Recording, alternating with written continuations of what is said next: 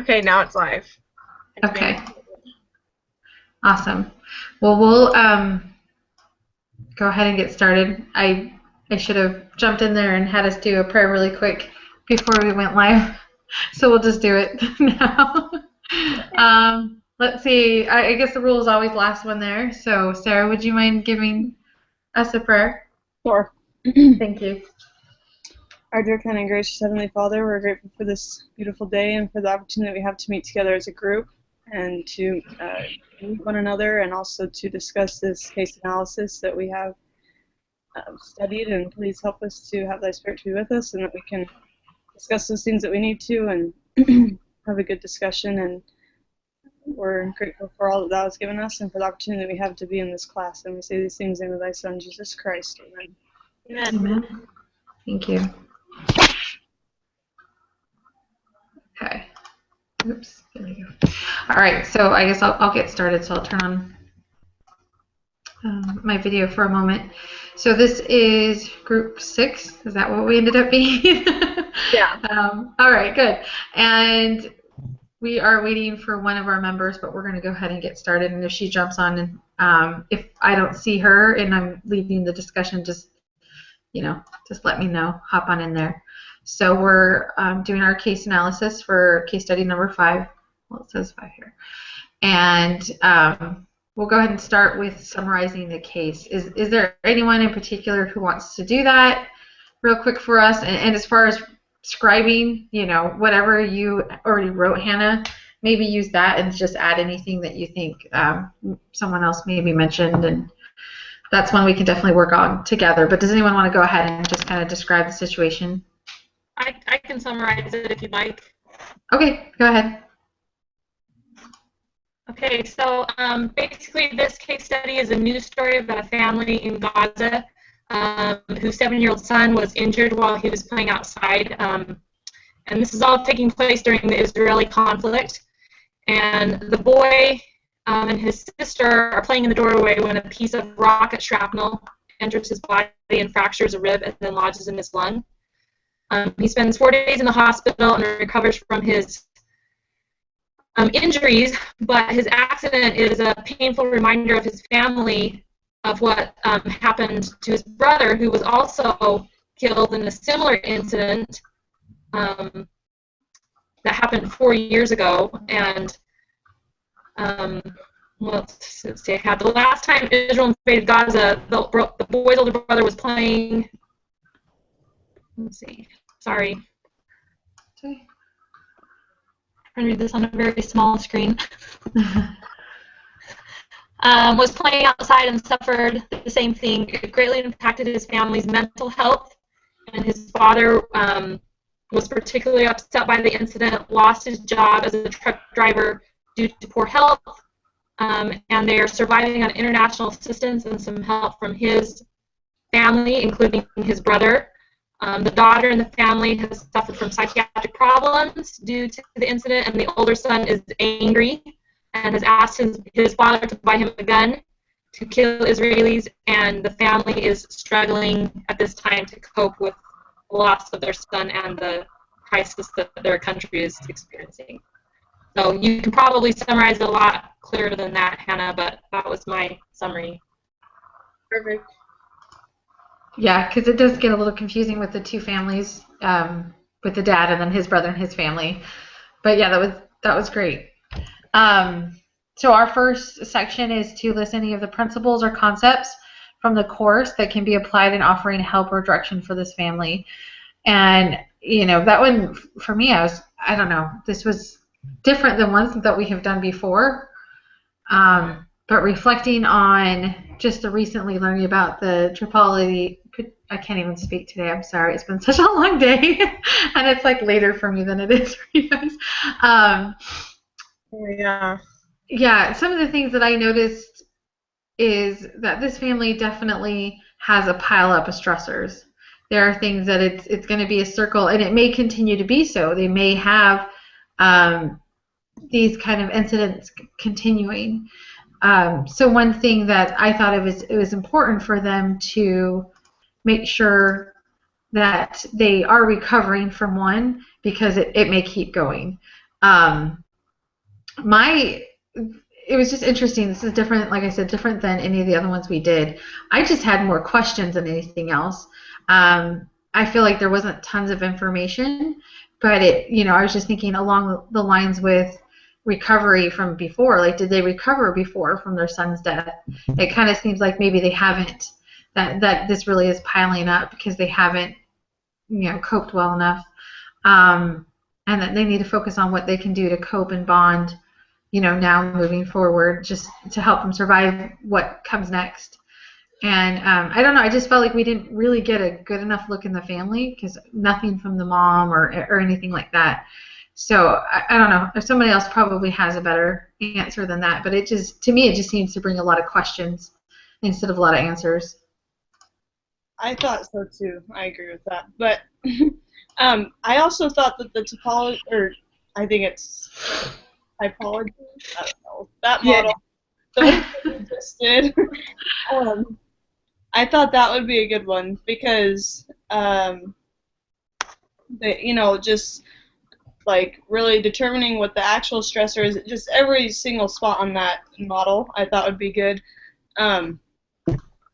Finding out where they're vulnerable. Obviously, they're pretty vulnerable. Like this family, wow, they're in a tough situation. I can't imagine being there. But, and maybe even discussing these things together as a family, and, maybe discussing what resources they have to help with what they're going through. But, I mean, it would be really hard.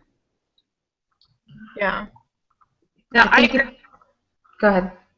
Oh, I was just going to say I agree with that. I also had the typology model that this family could apply to their situation. And then another concept that we've learned about that I thought could help this family is maybe understanding the crucible perspective, which we've been covering the past couple of weeks. And understanding that seeing the potential for this experience, even though it's very hard what they're going through right now, that if they can figure out ways to kind of deal with those stressors that they have and cope with what's going on, that they can actually become closer as a family. So it's trying to find some purpose in their suffering, trying to find some way to kind of grow closer together or learn from their experience. So that's one concept that I thought we could apply to this family as well, because it seems like it's just one thing after the other, really. Mm-hmm. Yeah, I like how you mentioned that, because just how I read it was more like they were very nonchalant. Like they almost seemed, I don't want to say immune, but desensitized to their life, and how, for me, I'm just like, wow, I can't even imagine that. To them, it's become normal, but it really isn't normal. And so I love how you talked about the crucible, because they maybe need to see it from a point of view as this isn't normal, this isn't okay. You're going through something hard. Let's figure out how to pull resources together so that you guys thrive through it, not just like survive. So I'm glad you brought that up. I think that would be a great way to show them their potential. Another couple of things that I had that might be helpful to this family is looking at those family resilience principles from Froma Walsh, which were making meaning out of adversity, a positive outlook, transcendency, and spirituality. Now, I don't. Sorry. Oh, go ahead. Can you repeat those parts of it, like the different principles of resilience you said? Sure, yeah. Making meaning out of adversity, Mm-hmm. positive outlook, transcendence, and spirituality. I think that this family, I'm guessing that they're Muslim, and I'm sorry to say I don't actually know much about what their beliefs are as far as the afterlife or family or any of those things, but I do know that those are some principles that Froma Walsh mentioned can help families to be able to cope in challenging situations and if they can try to look at the positive outlook, like, what can we learn from this? And maybe because in the article it mentioned that this was a common thing that a lot of other families in their area had gone through. And so I thought, maybe if they can look at it in terms of how can we use our experience to comfort and help others, it might give them more purpose in their suffering, so to speak. Not that that's easy to do, especially when you lose a child and you're in constant fear and danger, but those are just some resilience principles that I thought might be helpful to this family. I like that. Yeah, I think those are great. Does anybody have anything else before we move on to the next one? I do. I have a lot more. Sorry. No, that's okay. Keep hearing from me. Does anyone else have anything else? I won't keep talking if someone has a different one. I just wanted to add on to the typology model.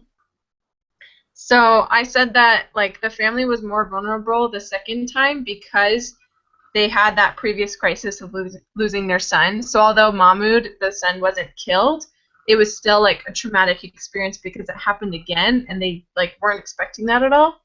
And so it did put them into crisis again, even though it wasn't the same effect as the first crisis, I guess. Yeah. And so that's how their vulnerability was changed. And then I think that their appraisal of the first crisis was so traumatic and negative that they kind of became numb to the second time that it happened. And so their problem-solving skills were more negative. They kind of internalized it, especially the dad, because you could see that his immune system, everything was being negatively affected because he was just dwelling on how awful it was. Even though it was awful, it's just they were living in fear instead of coping. Right. And so I just think that that's kind of why they went into crisis, because they didn't see it as a crucible. They just were kind of shocked that it could even happen to them again, almost in the same manner. I like that. Yeah, that's really good. I think that's important. That does kind of move us on to the second one when it talks, excuse me, about risk and danger to the family. That's definitely one. The dad's grief, if he doesn't move past that, if he can't find a way past that, it may impact his ability to work ever again. He probably is capable of change and capable of regaining his health, but if he doesn't overcome the first event of losing his son, and then this having the traumatic experience with his next son just getting injured by it, he won't be able to improve. So I think that's definitely one of the dangers. Ariane, did you have anything else that you wanted to add to the first one before we move to the second one? Because I kind of just moved on, but I remember you said you had something else. Well, and these may work better on the coping skills. So you can decide where you want to put these, Hannah, if it's better for that. But I also had family council. I think it would be good for this family to meet in discussion and just to share how they're feeling about what's going on, so they can, better understand, well, how can we support dad, or how can we support sister, or brother's really having a hard time with this and freaking out. We need to come together as a family. So I think that could be a concept that they could apply. I also thought maybe cognitive behavioral therapy might be helpful for this family, maybe particularly for the sister who's having a lot of fears, and I'm guessing probably anxiety with what she's been through with both of her brothers, and then also the brother that is really feeling angry and wanting to kill the Israelis. He's obviously having some irrational thoughts about about that race as a whole, and so probably maybe some cognitive behavioral therapy might help the father, the daughter, the son. Probably a lot could be done with that. And then the other one that I thought about was meditation. Might be a concept that they might also find valuable, where they just practice breathing, they practice focusing on the moment instead of trying to think about the future or the past, because it seems like both of those things are not very promising for them right now. So if they could, work on meditation and just focusing on living the mindfulness of being in the moment and kind of focusing on what they can do at that time, those are just my thoughts on some more concepts. Yeah, I think that's great. And I think you're right that it's hard to know where to put them, because a lot of things that you said, I had put under the coping strategies, and they fit in both. So Hannah, you can decide kind of what you want to do. If you want to mention them up at the first one, you could even just make a list of different things, CBT and meditation, and then maybe in the recommended coping strategy, delve into it a little bit more, or however you want to do it. But yeah, I think that those are all great. I think that there's a lot of things that we can apply to this family, and I feel they're kind of really lost right now. They don't even know how bad it is, which is kind of sad. Okay, so that's great. Thank you, Ariane, for being so thorough in that. I love it. Going on to number 2, the relevant risks and dangers. We did talk about the dad and his grief and how it's affecting his ability just to function normally. I have a few more, but I'd like to hear from you guys first to see what you had in that category. I think that not only is the dad's health like a risk, but that poses like financial risk too, because he's not working. It mentions that they're on the international assistance or whatever. So maybe that's kind of obvious, but I mean, That's great. Yeah, but there's no guarantee there either. That's what I was thinking, is there's no guarantee of how long that's going to last or how much his brother could help him and things like that. It sounds like he lost his job shortly after the one son died, and it's been 4 years, so I mean, it's at least been that long that he's been jobless. And then I also thought of, I think a big risk or danger would be if they stayed there, like if they stayed in that house. It kind of seems like a pretty risky area to be, like, physically, that's a physical risk, but just the odds of someone else getting hurt are pretty likely. But I mean, I don't know that they really have a choice, but that's just right.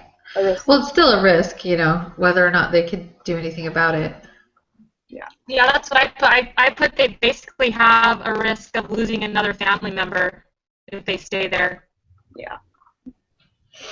Yeah, absolutely. And I think more just like mental illness too, just because, I think other family members, it mentions the daughter, but other family members could maybe develop anxiety just because of the high stress environment, and that's crazy. That's exactly what I had. I had their risk for anxiety, depression, and I also think they're at risk for PTSD, post-traumatic stress syndrome. I think the daughter may already be experiencing that, and the son as well, if he's wanting to, carry a weapon with him. I think there's probably a lot of PTSD going on there that's not being recognized or treated, is what I thought as a risk for that family. Yeah, I agree with that. To add to that, because I had some of the same things, definitely the post-traumatic stress.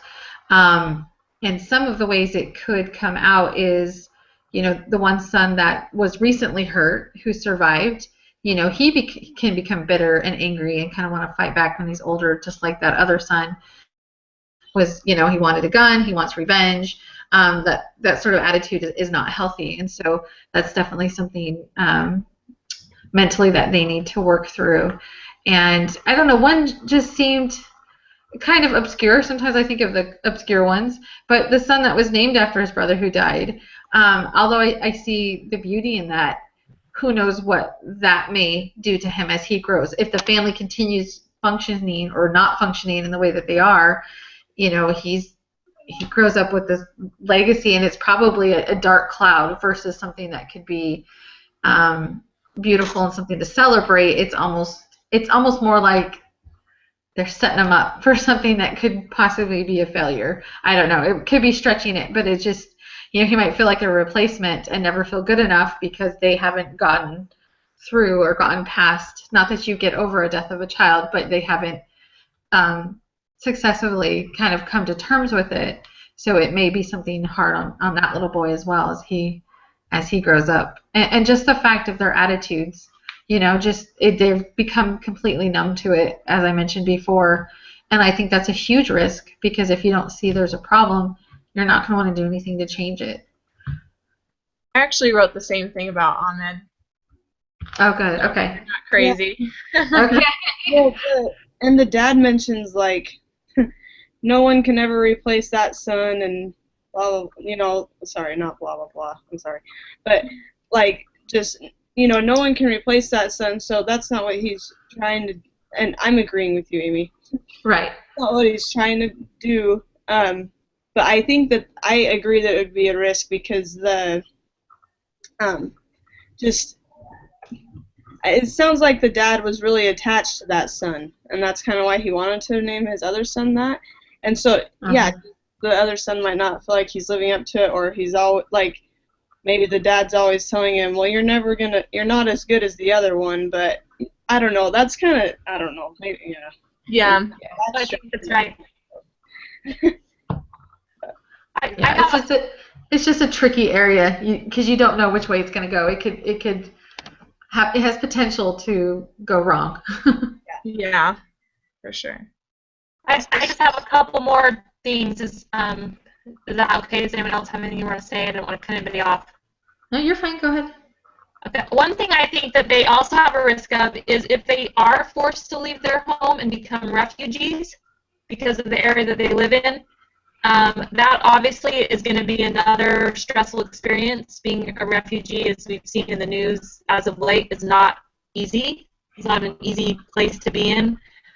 So they're also at risk of that. They're also at risk of being kicked out of their home, essentially, and having to flee for their lives. So that's a risk. They're also, pretty much all of their relationships are at risk, because I'm guessing they're not really able to interact and spend time together like they would when there is not a conflict going on.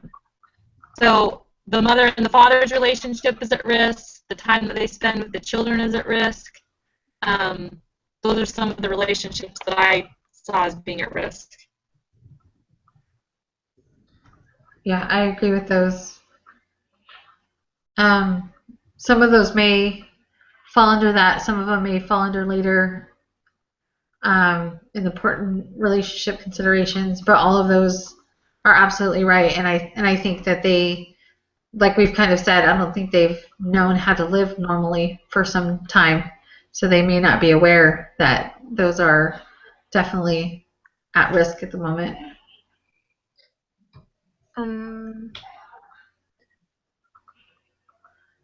I kind of went more in depth on Osama's bad health because of the shock of his son's death.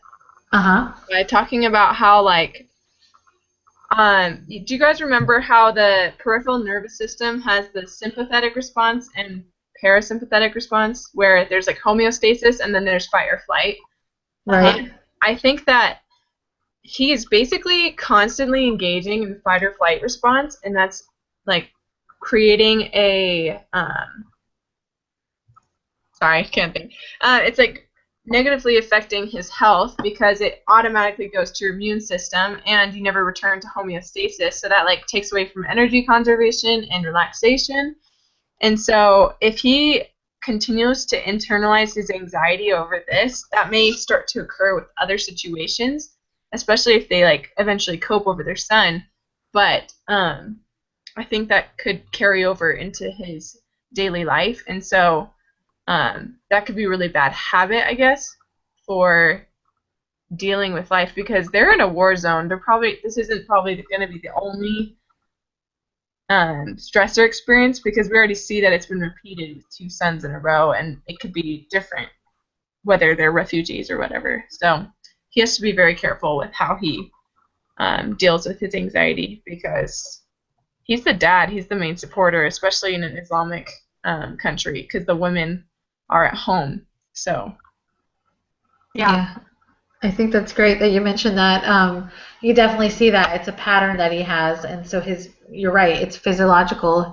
His body cannot come to a good homeostasis, because he just keeps repeating the bad over and over and over. So, no, I think that's great. Definitely add that in there.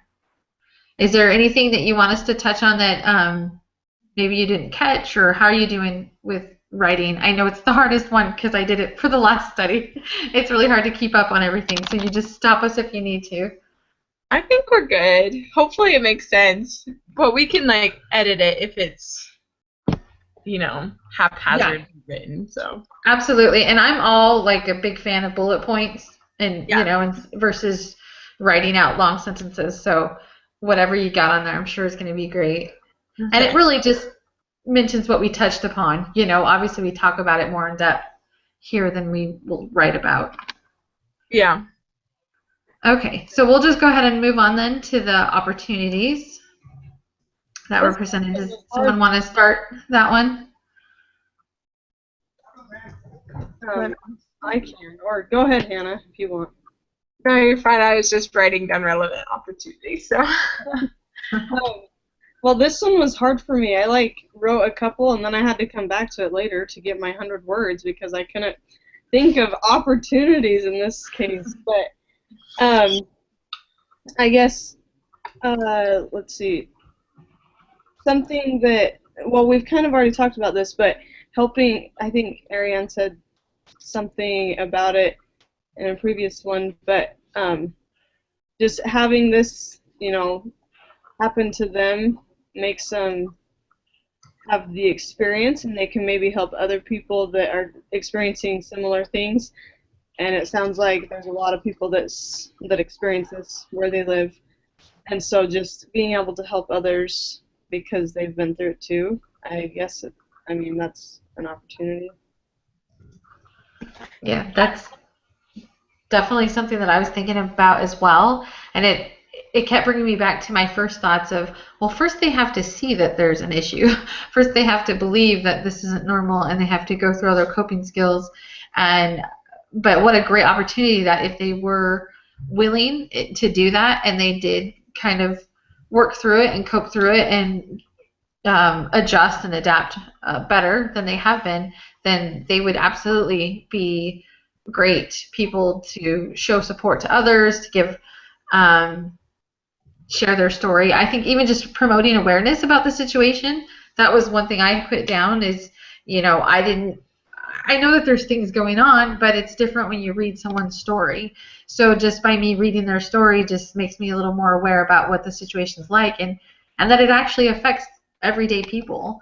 Let's see what else. Like appreciation for life and empathy for others are definitely ones that I think are opportunities for them to show and to grow. And you know, if they're able to, and if they get through it, then they're able to show others how to survive and thrive under, you know, harsh circumstances. And then finally, I was thinking what would be great is if they were given a chance to serve somewhere. They have received help, which is fine. That's what it's there for, you know, international support. But at some point, if the dad is in a better place in his life and he's able to work or whatever, the family would have opportunity to do things for other people, not just share their story, but maybe in more of a service efforts. I know for me, like it's hard for me to receive service, but I've been in a couple of places in my life where it was necessity. I needed people's help, and I just I was very grateful for it, but I always made sure that I was turned around and served where I could, or when, you know, my little crisis or stress was not so stressful that I was in a place to serve others. And I just thought that maybe that's a good opportunity if they get in a good place, that they would be able to really just help serve other people, because that would probably keep them from falling back into those old bad habits and patterns that we talked about. Yeah, I think that's great. I just had one other thing that could maybe be an opportunity if they allow it. They do have an opportunity here to become a pretty close-knit family because they're going through a lot together. And so if they are able to kind of open up to one another and kind of share and lean on each other during this time, I think it could be a great opportunity to grow closer together and to really help one another through this. So that was one of my opportunities I put, is that they could become a stronger family and strengthen one another during this time, if they can do that. Yeah, I think that's a great point. That, we were talking about opposition. So they've obviously been through a lot. That means that on the other end, they have even a greater chance of bonding and connecting. So I think that's really great that you thought of that. Does anybody else have anything for opportunities? I could add on that. Sure. Just how, because of this opportunity that they're all experiencing the same thing, their resilience can increase. And I was thinking about how Dr. Shammai, I can't remember her name, the one that we read for this week. Yeah. She said that the families focused on like maintaining or improving their parenting techniques despite like the crisis that went around them, and then couples were coming up with creative ways to foster intimacy and family time despite their difficult, bomb shelter experiences. And so I think that this family can also do that, because it's not easy to be experiencing this, but life does go on during it. It's not like they're all knocked out, they're just they have to spend time together in the bomb shelter. They have to do these things, and so might as well take that opportunity to do things differently but creatively. Yeah, I like that. I thought that article was very interesting, and basically I think the difference was those families that were doing it they were doing it intentionally. Like, they weren't just allowing life to happen and the relationships crumble, but they were making time. I don't remember where I read it, but the husband and wife that would get up early and have coffee together before the children got up, just because that was the only time that they had together. And so that was something that they did intentionally. And so this family is going to have to kind of stop going through the motions, but they're going to have to become very intentional with their actions and get, like you said, creative with how they are going to spend time together as a family. Because it's not like they're going to be leaving and going to the park, probably. They're going to have to find other ways to do that. That's great. I love how you use the word intentional. I think that's definitely makes the difference between, and it's a different types of family, and what we're seeing here when we studied the different types of family last week. This is how we can see how different families would handle things differently, and intentional. I love that. I don't know, that's a good word. But how, I guess the question here, and we don't really have to answer this, but with this family is, how do we change the family's intentions? We have all these great things that we want them to do, but it's just always in the back of my head is, well, how do we get them? And maybe it goes all the way back to the beginning of all of our models, where we have to name the event and say, hey, this is a stressor. I know that, it seems obvious. Yeah.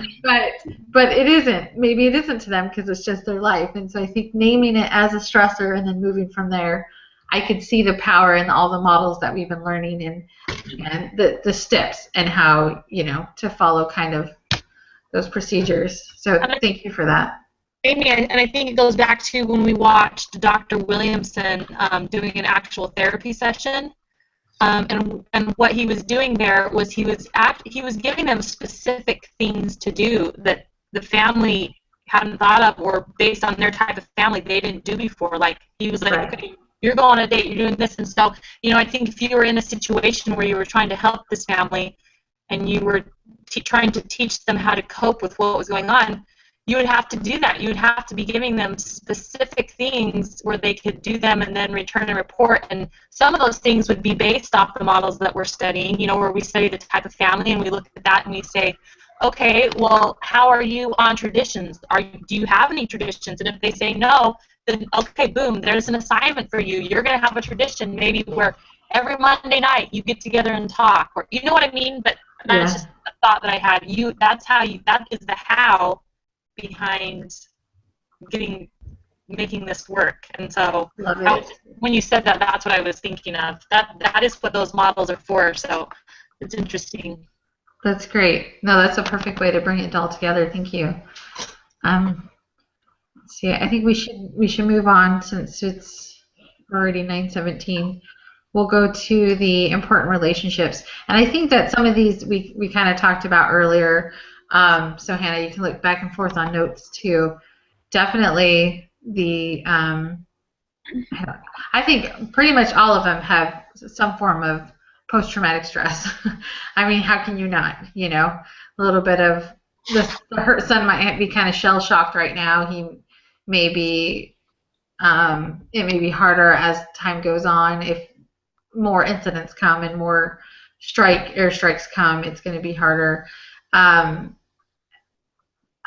think, again, going on in the future, the son that was named after his brother that passed away, you know, he may need some special attention.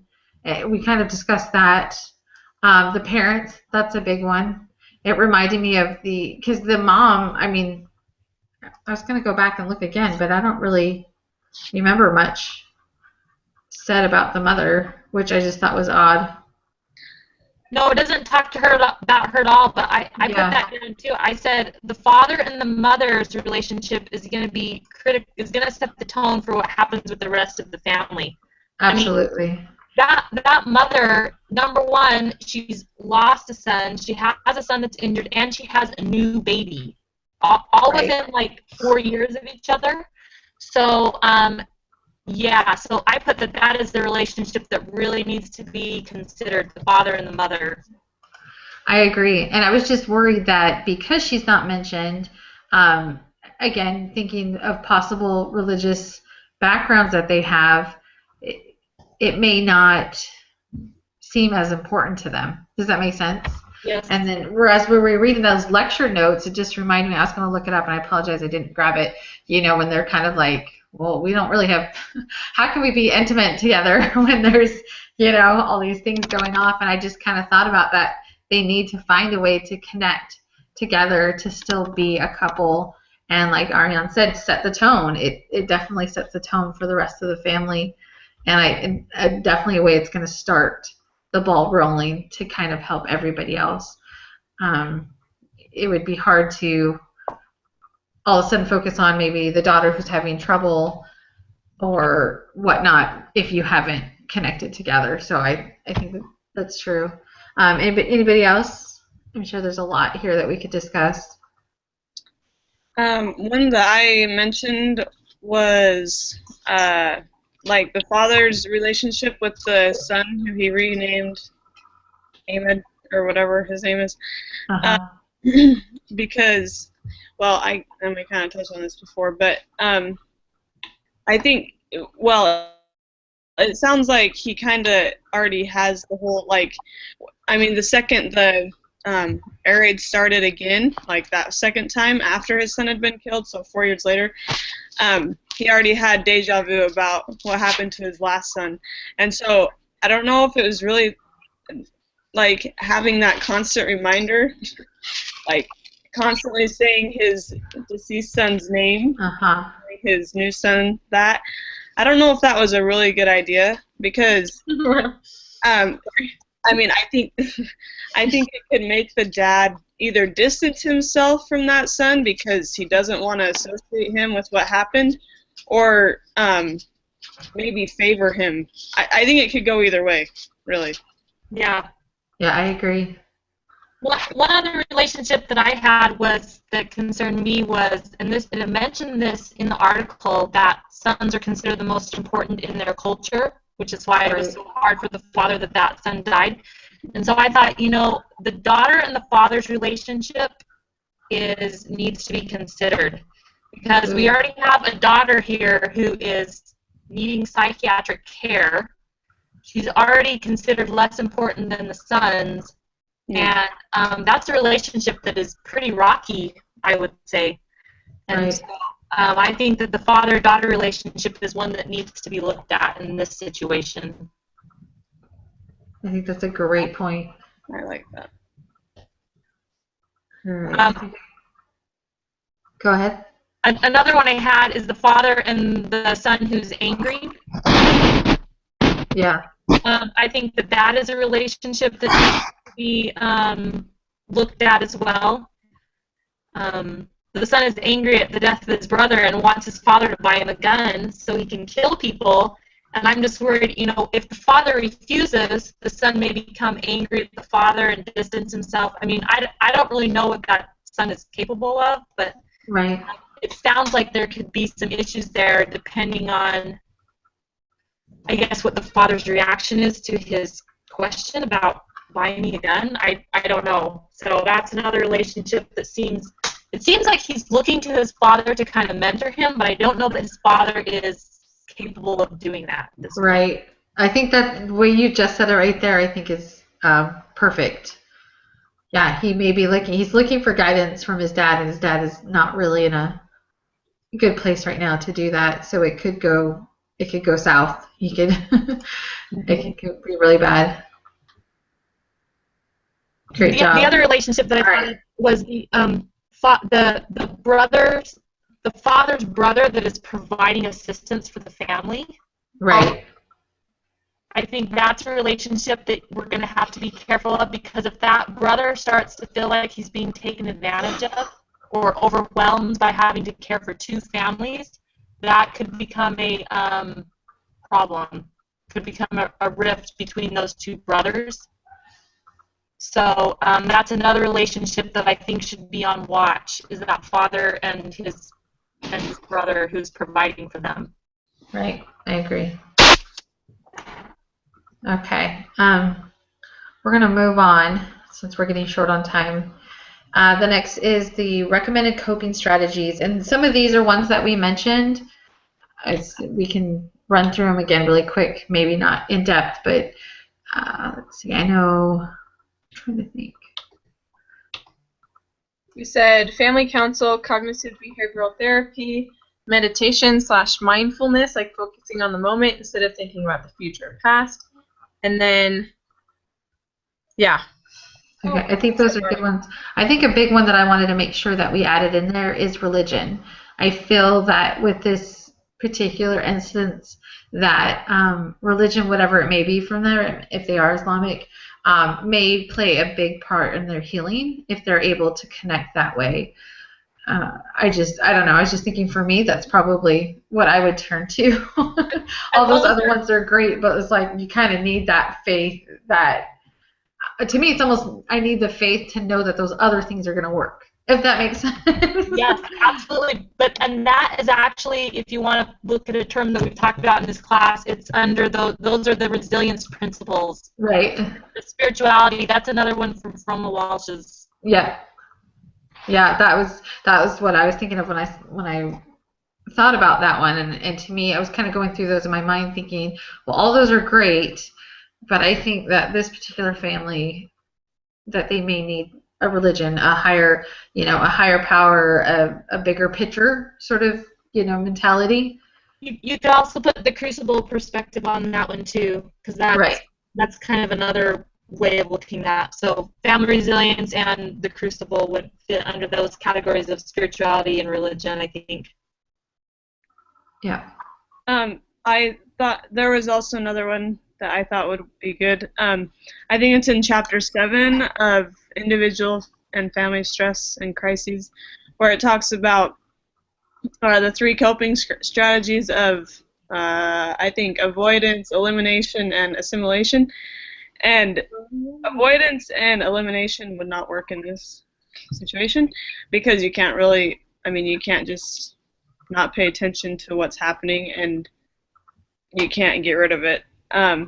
But I think assimilation, it says assimilation means efforts to accept demands into the structure and interaction patterns by using or reallocating resources or making minor changes in structure. And so I think they could really benefit from that, because they're going to have to make changes in their family probably because of what's happened.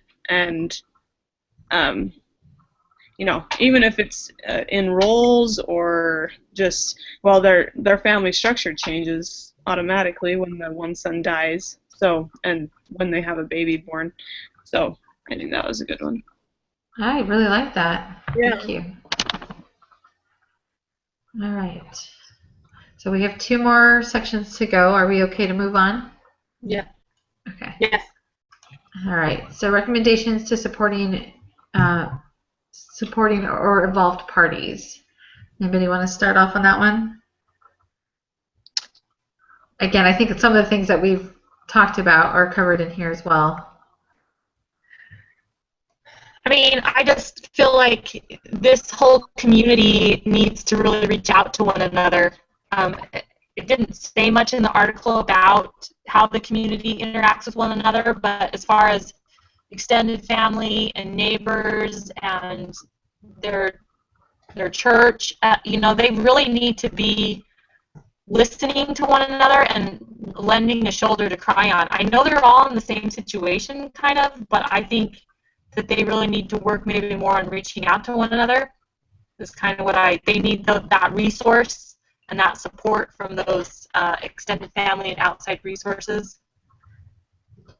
Yeah, I think that's great. That kind of goes along with one of mine. I was thinking that the family as an individual needs to have some sort of grief counseling together, but then also the community, because there are so many people affected and have the same sort of things happening, that it needs to happen on a family level and also a community level. One thing definitely just an idea that I had is how can maybe they memorialize those who have died from this, but in a way that helps them move on, if that makes sense. Like, we want them to be remembered, but we want that memorial to be something that can help them heal and get through the grief so that they can move forward. So that was definitely something I thought about, just so it's so that the unfortunate deaths aren't holding them back, but that they're still allowed to remember and celebrate the lives of those who have been affected by it. Yeah, I think that's really good. Another one that I had was definitely with the father. I just think a lot lies on his poor shoulders. He needs to find a way to regain his health, so that maybe he can work again, because I feel that if he was able to do that, if he got himself back in a place where he could work, that motivation and that encouragement and just that sense of, hey, I could do it, that confidence will put his mind in a better place. And if he sets that tone, the rest of the family is going to see, hey, Dad could do it, I could do it, sort of thing. I think it's very important to get him in a better place in his life. I said that Allah, his brother, could maybe possibly help him get a job that would suit his needs according to his healing, because right now he's not perfectly capable, but because his brother works at this company, maybe they could work together and he'd be under the watchful eye of his brother, and as his health starts to regain, he can either go to a different company or be given more responsibilities within his job. I don't know. I think that's really good. I think because of the culture and the society that they're in, and it's very patriarchal, the father is going to be key to this family coming out of this. Yeah. Yeah.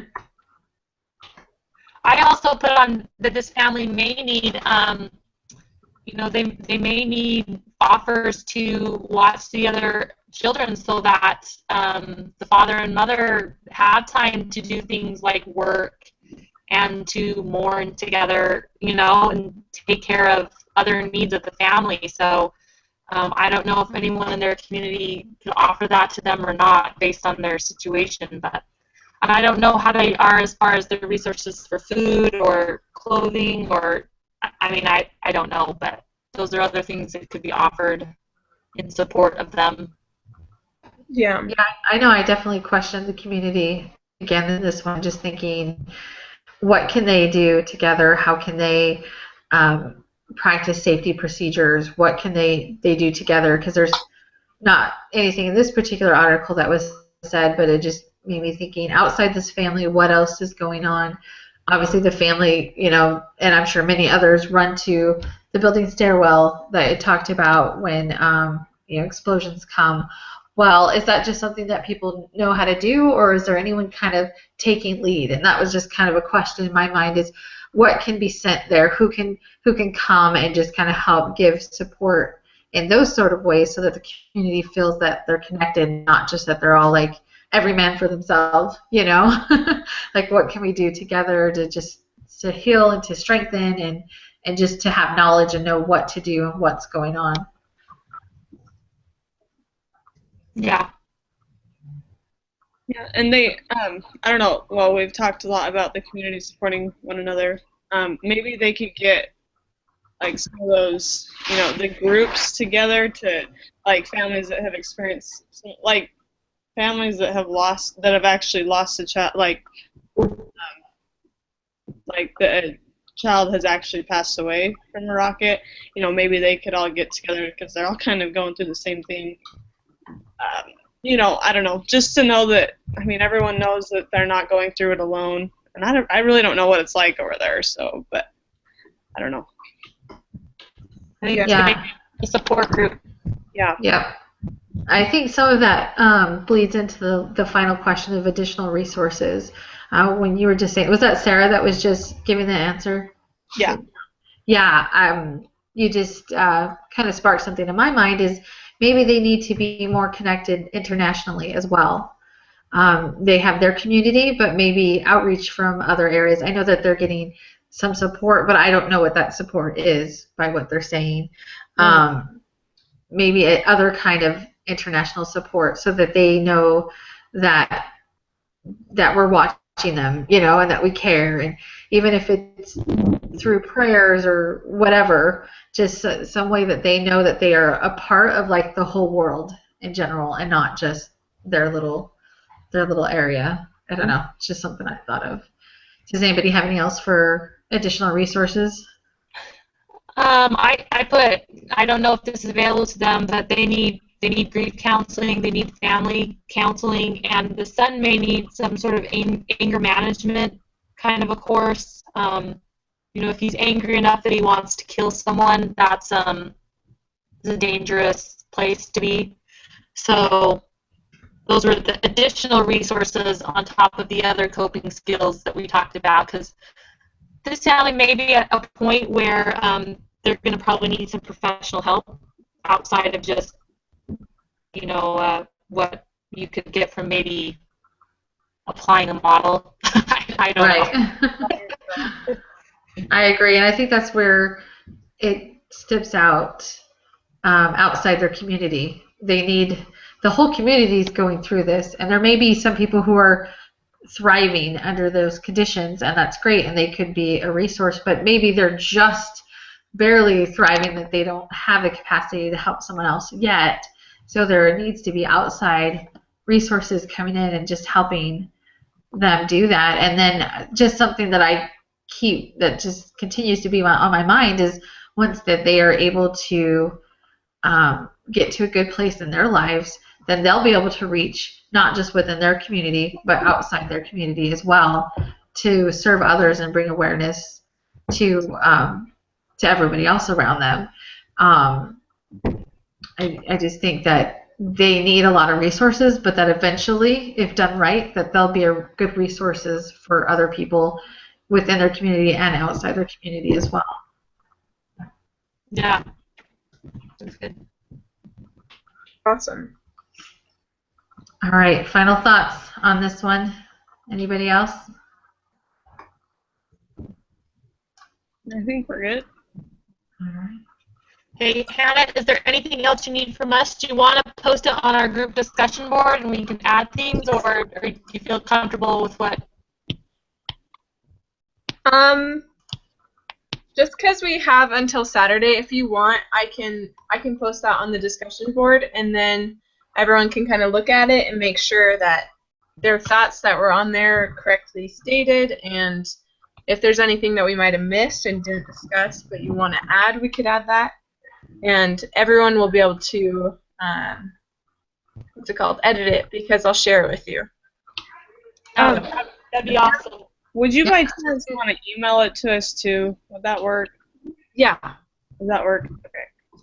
Yes. I might forget to put on the discussion board. But I'll probably see the email. Yeah. Let me do that right now. Okay. So it's Sarah, smile big, and then Amy Cagle. Uh-huh. I don't know if I said your name right. I'm sorry. Yeah, you did. No, thank you. You did. Ariane D. Robinson, and then that's it, correct? That's correct. Yeah. Okay. So I just sent a shareable link, and you can edit it. And then I'll try and make the fonts all the same. I don't know what happened, but it just changed halfway through. Awesome. I got it. That sounds great. All right. Thank you for doing that. Thank you, Hannah. I know that's a lot of work, so I appreciate it. Of course. All right, ladies, you're a good group. Yeah, that was Yeah. awesome. Really good discussion. No, I've loved it. A lot of good points there. Definitely increased my learning. Do we want to cut out the live and just say a closing prayer? Maybe just remember Sydney, and hopefully that things are well and that she'll be able to figure out something to do. Yeah, if you get a hold of Sydney and she wants to meet another time, I mean, I don't know when she can meet. I mean, maybe we all could meet, but I'd be happy to meet with her some other time. I feel bad if she tried and couldn't get in or something. Yeah, I've planned to offer the same. It's after right. tomorrow. After my kids are on the plane, then I can breathe a little bit. I won't be available tomorrow, but maybe Friday, Saturday. So. Okay. I know that some groups are also meeting tomorrow night as well, so we can maybe, I don't know, email the teacher or something and say, hey, Sydney didn't come to our meeting. We don't know why, but she might need to switch to one and be just like the 6th member or something. I don't know. Yeah. Okay. Okay. Sounds great. Alrighty. Does anybody want to offer a closing prayer?